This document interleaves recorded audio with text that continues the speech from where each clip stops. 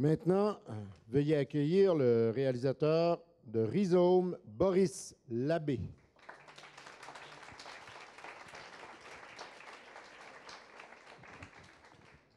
Bonjour Boris. Bonjour. En 2012, votre film Kyrielle vous a valu un prix à Annecy, votre film de fin d'études. Vous voilà maintenant avec un premier film professionnel réalisé dans la foulée. Il y a une question qui était sur toutes les lèvres hier, c'est quelle est la part du dessin et celle du numérique dans votre film? Au niveau de l'animation, en fait, tout est dessiné. Donc, sur la technique, c'est de l'encre de Chine et de l'aquarelle sur papier. Et ensuite, c'est meilleur négatif pour avoir cet effet lumineux, en fait. Mhm. Après, la part d'ordinateur, c'est toute la part de compositing qui est faite sur After Effects. Et donc, c'est toute la répétition des scènes.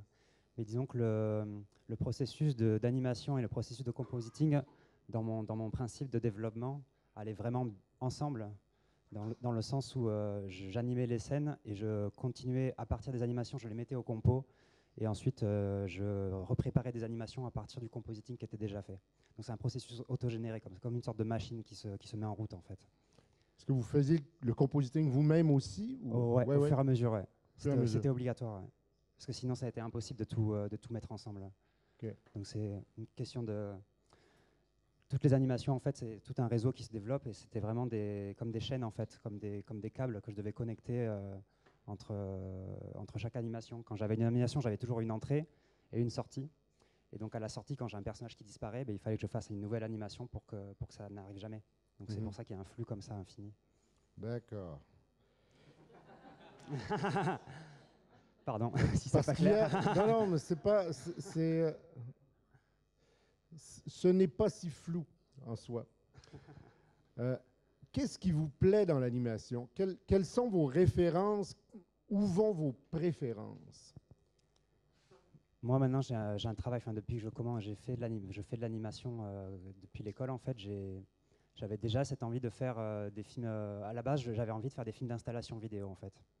Donc, je suis rentré dans le monde de l'animation plutôt du côté de l'art contemporain, de l'art vidéo.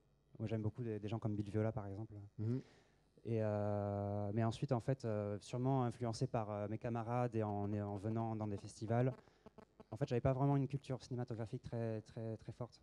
Et en cinéma d'animation, je connaissais pas. Finalement, j'avais tout à apprendre, quoi. Donc, du coup, j'ai commencé à découvrir certaines choses. Et bon, il y a McLaren, c'est des choses que je connaissais pas avant. Et donc, McLaren, Zbigniew Brzezinski, Lelai. Bon, voilà, c'était vraiment des références qui m'ont marqué quand j'étais étudiant. Et donc maintenant, j'ai plutôt une ligne de travail qui va.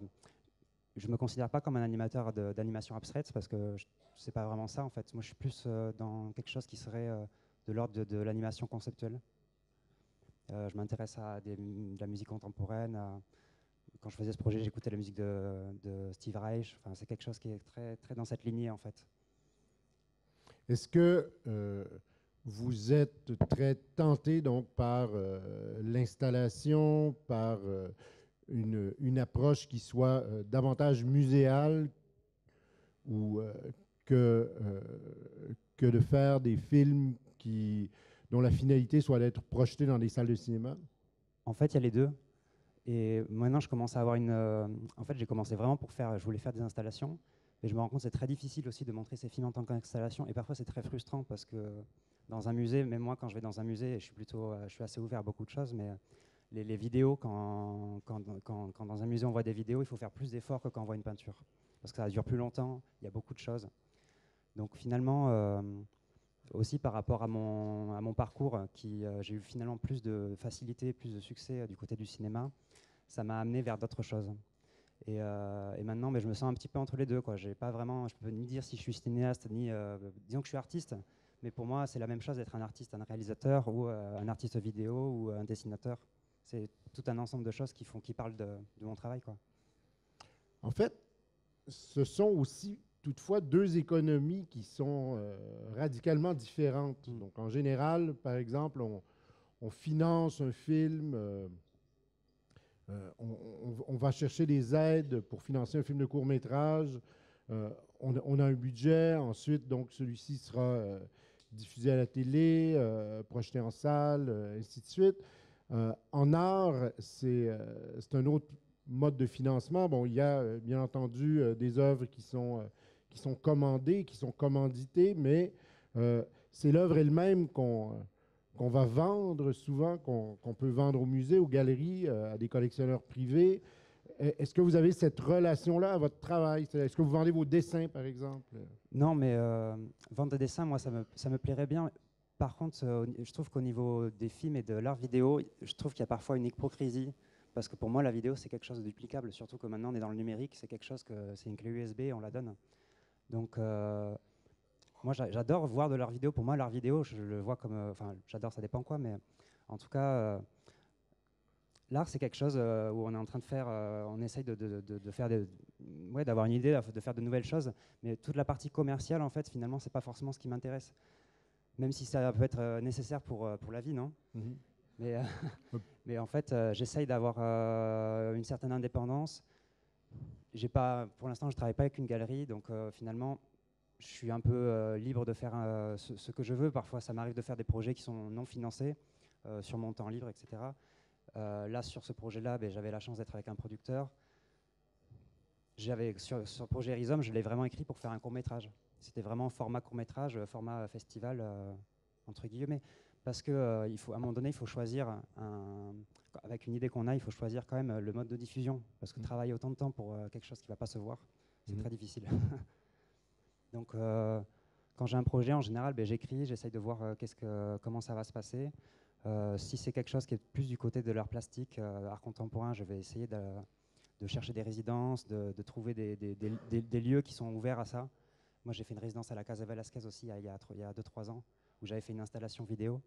Donc voilà, c'est un peu tout le panel que j'essaye de travailler, quoi. Des questions de la salle? Oui. Bonjour, la recherche musicale dans votre film est fondamentale. Est-ce que vous avez commencé le film en ayant la musique déjà à portée de main pour vous caler sur les images, caler les images sur la musique? Comment vous avez pu rencontrer ce compositeur qui est très prometteur et apparemment encore très confidentiel? Donc en fait, ça vient d'une rencontre. Donc je parlais que j'ai fait une résidence à la Casa Velasquez, donc c'est une résidence qui est à Madrid, il y a 3 ans, et j'étais en résidence avec des plasticiens et notamment 2 compositeurs avec qui j'ai travaillé. Et donc Aurelio Edler Copes, c'est un compositeur brésilien qui est basé à Paris, qui fait de la musique contemporaine et qui a tout un travail lié à la boucle, à la musique répétitive, à des musiques qui tournent en spirale. Et donc c'était exactement en fait sur quoi je voulais travailler. Donc moi j'ai aussi moi-même ce travail-là depuis plusieurs années. Et donc quand j'ai écrit le projet, j'avais l'esthétique, l'écriture, la structure générale. Et donc je lui en ai parlé. Et on a commencé à réfléchir sur comment ça pouvait se passer. Et l'idée, c'était d'essayer de... Donc la musique s'est fait après le travail vidéo. Moi, j'ai fait tout le travail vidéo. Lui, il a suivi ça au fur et à mesure. Et un mois avant de finir vraiment le film, il a commencé à faire les premiers essais de musique. Et donc il a cherché dans plusieurs directions. Ça a été un petit peu difficile pour lui au début, mais ça a été vraiment fait sur vidéo, quoi. Et donc pour la petite histoire sur la musique, c'est de guitare électrique, surtout guitare électrique, son de voix, des transformations, des pédales wah-wah. Et la rythmique de base qui arrive quand il y a la première division de cellules, en fait, c'est le mot rhizome en morse. Donc on commence vraiment sur quelque chose d'hyper primitif. Au niveau de la musique, c'est presque pas de la musique, c'est d'une rythmique qui vient sur quelque chose du langage et qui finit par vriller sur une musique rhizomique, justement, qui commence à avoir créer des réseaux, en fait, des duplications, en fait. Donc, voilà. Une autre question? Bernard?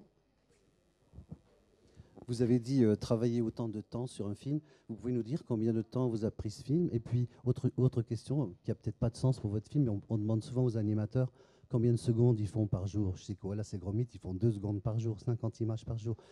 Est-ce que ça a un sens de vous demander combien vous faisiez de secondes par jour? Ça n'a pas vraiment de sens parce que je n'ai pas compté déjà. Et sur la durée totale du film, il y a en gros à peu près 1 an d'animation pour moi. Donc ça a été vraiment 1 an de dessin assez intensif. Il y a eu 8 mois de résidence à Cyclique en région centre.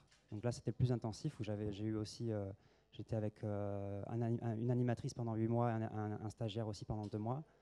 Et donc, moi, j'ai à peu près fait les deux tiers du compo, 2 tiers de l'anime, bon, 2 tiers de tout le film, en gros. Et disons qu'il y a beaucoup d'animations, donc c'est assez impressionnant. Mais pourquoi il y a autant d'animations? C'est que chaque animation, elles étaient faites à l'encre de Chine. Il n'y avait pas de préparation, en fait, c'était vraiment des improvisations. Et donc, du coup, chaque dessin qui était fait était fait. Il n'y avait jamais de retour en arrière. Donc, c'est vraiment du dessin. À chaque dessin qui est fait, c'est comme si on marchait, en fait. C'est une marche qui ne revient jamais en arrière, quoi. Une dernière question.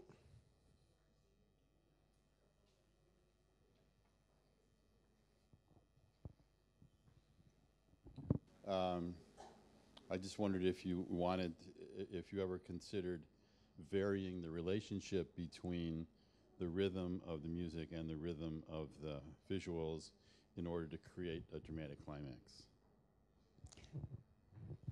Yes, in the structure of the film, I have in the script now, in the storyboard, I have writing this part with the spiral. No, for me it was like the surprise of the film. No, because it's something new and very impressive movement. No, so I would like to do something who begin very slowly, very simple things, very primitive things, to go with something very complex animation. And when you think with this complex animation, you think you can't go too farther. There is this moment of revolution, no? And I think that effect does the climate, does this effect to how it can change, no? It's like energy who can change with there is a movement of destruction, but with the destruction you can create something more. It's the idea. Boris Labbé, merci beaucoup.